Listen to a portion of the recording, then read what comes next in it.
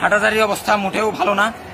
আমি কয়েকটা পয়েন্ট বলবো। প্রথম পয়েন্ট, যে সুশীলরা বলতেছেন এখানে দুই পক্ষের মুসলিম ভাইরা সংঘর্ষ জড়িত হয়েছে, এটি পরিপূর্ণ মিথ্যা। এখানে মাদ্রাসার ছাত্ররা আর এলাকার যারা ইসলামপন্থী তারা রয়েছে।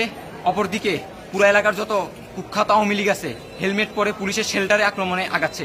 তাদের হাতে ছুরি আছে, তারা হেলমেট পরিহিত, তাদের হাতে লেজার লাইট আছে, বিভিন্ন পাওয়ারি লাইট আছে। তারা ছাত্রদের চোখের দিকে মেরে মেরে ছাত্রদেরকে বিভিন্নভাবে পথভ্রষ্ট করে তারা আগাইছে। ছাত্ররা আবার ধাওয়া দিয়ে পিছনে দিছে।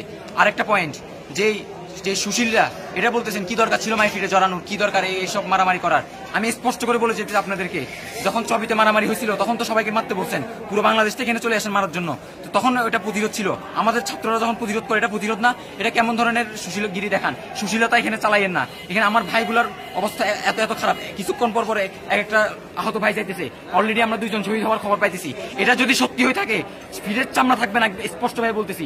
2 জন শহীদ হওয়ার খবর আমরা এখনো নিশ্চিত না, আমি নিশ্চিত না, অন্যদেরটা জানি না।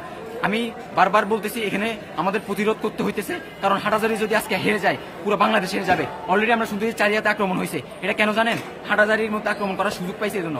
আমরা যদি হাটাজারি ছাড়ি দিই তারা মাদ্রাসার উপর আক্রমণ করবে। এই আক্রমণের মাধ্যমে চট্টগ্রামের প্রতিটা মাদ্রাসাকে তারা আক্রমণ করার সাহস পাবে। এই জন্য আজকে হাটাজারি প্রতিরোধ করবে, পুরো চট্টগ্রাম প্রতিরোধ করবে, পুরো বাংলাদেশ প্রতিরোধ করবে। এই কমিয়ানরা হারে নাই, এই কমিয়ানরা সবসময় ছিল, এটা মনে রাখিয়েন। সুশীলতা চালাইয়েন না আমাদের সাথে, সুশীলগিরি পছন্দ আগে থেকেই সাবধান করে দিচ্ছি।